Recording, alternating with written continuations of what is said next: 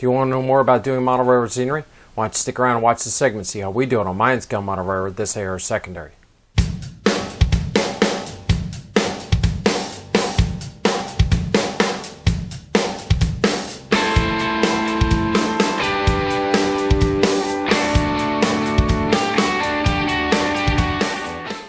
Hello everyone, Joe from Central Jersey Conrail and InScale. Welcome back to the scenery playlist. Okay, so this time we're going to be working over in Lakehurst. So Lakehurst is that area over here to my left, and it butts right up to the Toms River Industrial. So the last video, when you saw me finish in Ciba-Geigy, you saw that I brought the scenery out, but then it kind of stopped. So what we're going to do is we're going to continue the scenery base down into that area in preparation for the next phase of construction. So the area over in Lakehurst is going to be pretty straightforward and simple. There's going to be a road that represents the town of Lakehurst. There's going to be like one or two structures there. Then there's going to be the Route 70 overpass.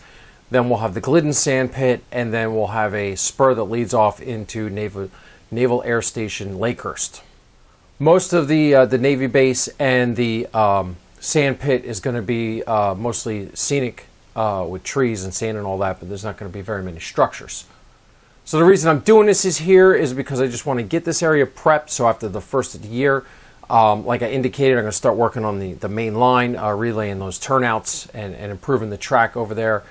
So I wanted that scenery base in to help me move the track. And then once that's finished, we can get right into constructing the next scene. I think the biggest slowdown on this area is going to be building the highway overpass. So this area here, primarily I used cardboard strips with plastic gauze over top, and then I came in and put a layer of Sculptamold on top to flatten out the terrain. Then the areas between the track and the fascia, I went ahead and just used pink insulation foam and glued that in. So it's going to be a rather short video, but at least you'll see the area putting the scenery in and trying to get an idea for the area. I'm doing this more for posterity's sake, just to document the construction layout. All the techniques you've seen, you'll see in this video, I've already done. So yeah, so it'll just be a quick video. All right, so I'm going to cut you over the video. So sit back, relax, and enjoy, and I'll talk to you afterwards.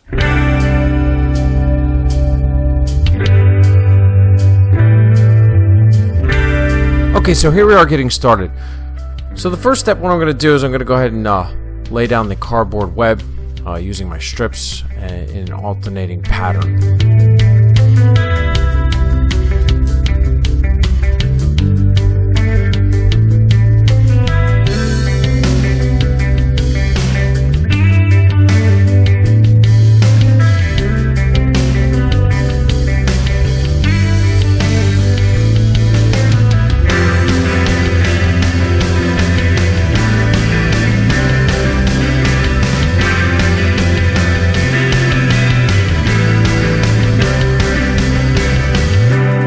What I use is hot glue to anchor the end points of the strips, and that's usually either to the backdrop or to the benchwork of the layout. And then I'll come back with my stapler and I'll staple the intersecting points. You don't need to use a stapler. You can use hot glue to glue the intersecting points, but I just went ahead and bought it.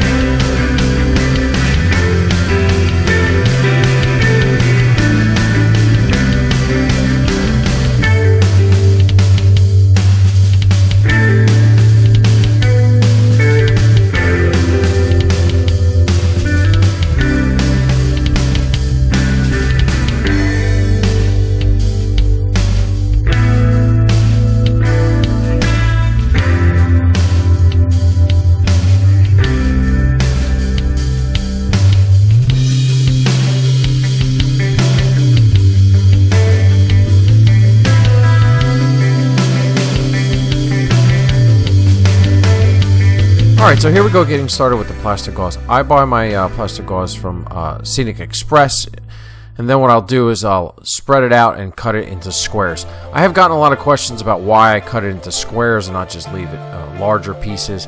I just find these small squares like this, they're easy to manage. And then once I'll cut them, I'll lay them out in the paint tray. I find that's a nice little container for them all, and then just work through a bucket, as you see here, of water, and lay them out as I go.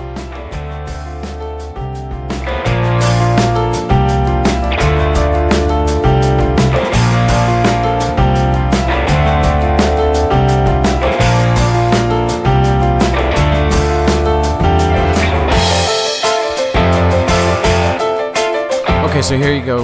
We're jumping over to this area, and I'm going to use pink insulation foam to cover in these areas here. I have found that I'm using pink insulation foam a lot more, especially in an area where the structures are going to be, because it's just easier because it's flat. I found that when you're putting structures on the area that has plaster gauze, you have to build a lot of scenery bases to make sure that the buildings are flat.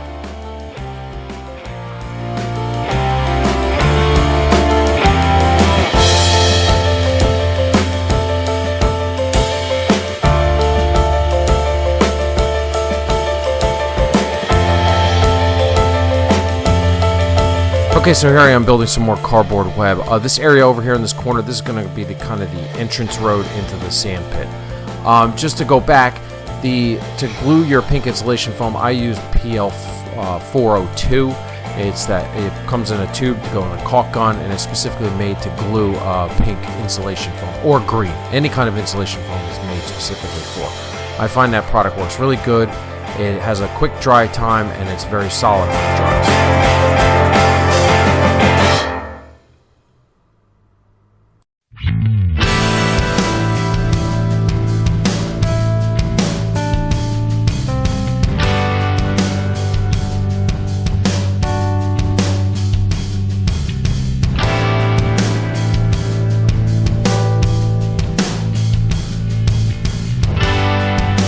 Okay, so here we go working on some more plastic gauze. This area is for the Glidden sand pit. I'm very excited to see how this comes out. I think I'm going to be representing the sand pit with just wheel loaders and dump trucks and maybe a couple haul trucks, because there was really no structures there that I could see from historical areas.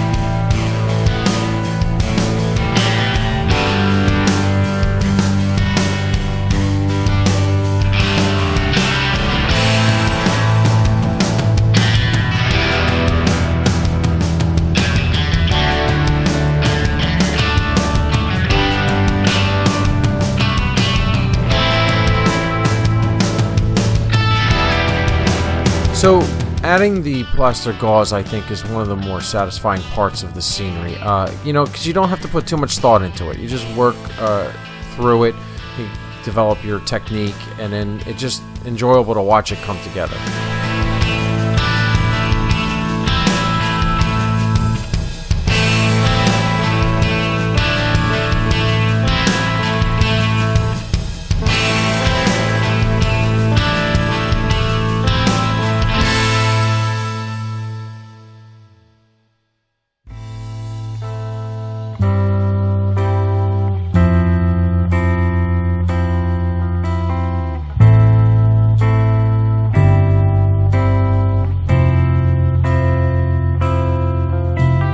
So at this portion here along the backdrop, the plastic gauze kept falling in the gap. So what I ended up having to do was stuff a bunch of paper underneath to kind of support it so that it wouldn't fall in. Just keep that in mind. It's a great little technique. Just take some scrap paper, ball it up, and stuff it up in there. And then once it dries, go ahead and pull it down so it's not just collecting dust and falling.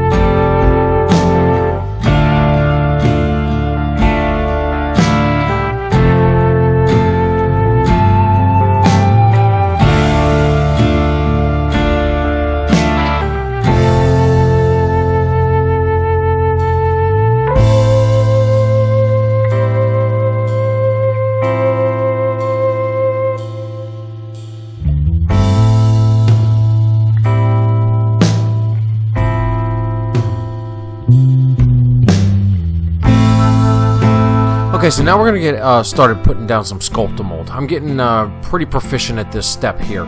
I found that if you take your Sculptamold and kind of mix it almost to the consistency of wet cottage cheese, it makes it easier to spread with your tools. Then what you do is you let it sit up for a minute or two, and it starts to, get solid and dry, and then by accident, I kind of figured this out. You come in with your hand with a little bit of water on it, and you can smooth it out to get rid of all those trowel marks and tool marks from using, and it makes it super smooth. And yeah, I think the overall product really comes out great.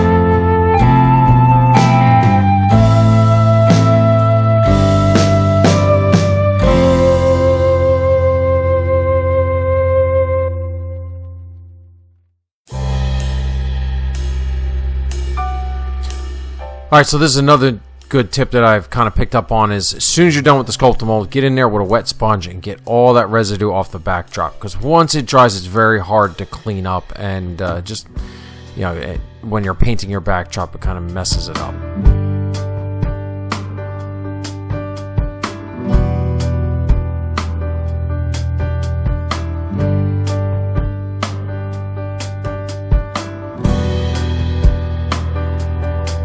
Okay, so now we're going to come in with some earth tone paints and kind of cover up all that pink, blue, and white on the subterrane. And I'm just using various apple barrel colors here with a brush, just pouring it on and spreading it around.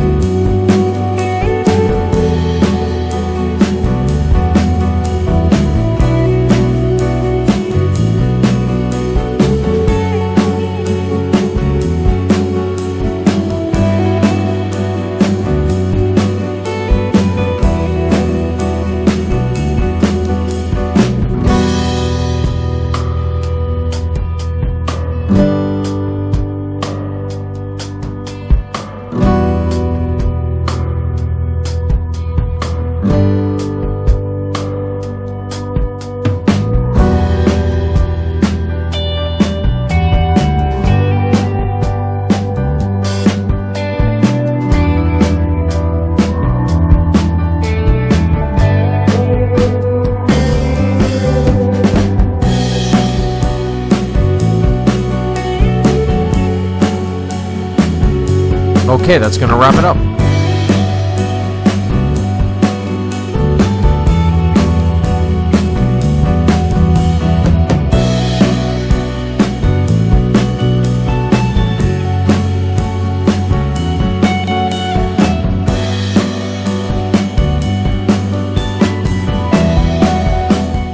Alright, so there you go. That's how we did it. Yeah, pleased with the progress. It's nice. It changes the layout room because now you don't see through.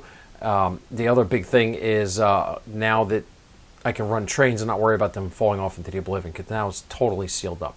And as you can see over my shoulder here, it's giving me more area to stage stuff for construction. So I got all the vehicles over there and all kinds of stuff. So yeah, happy that it's all done. And as I indicated in the video, yeah, I'm kind of pretty excited to see how Glidden Sandpit comes out. I envision pretty much just portraying the sand pit with wheel loaders and dump trucks, maybe a couple haul trucks, but they didn't have any kind of load out equipment over there from what I can see in the historical aerial shots.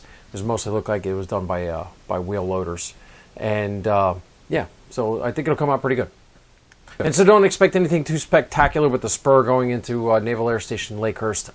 There's not going to be really any scenery. It's really just made to generate some traffic, put a couple cars in there to simulate the contaminated dirt coming out of the Beaumark facility, and mostly just going to be trees in that area there. Okay, so I think that's going to put a wrap on this video. Look forward to next month. We're going to be jumping over to Freehold, kind of doing the same thing that we did here in Lakehurst, just getting the area all finished off and ready for structures and scenery for when we get to it. So, if you've seen this video for the first time and you haven't done so already, please subscribe to our channel because we'd love to have you following along. Also, don't forget to check out our Facebook, TikTok, and Instagram for daily updates on the layout progress. And otherwise, that's all I have for you, and I'll see you next time on Central Jersey, Conrail, and Innscale. Bye.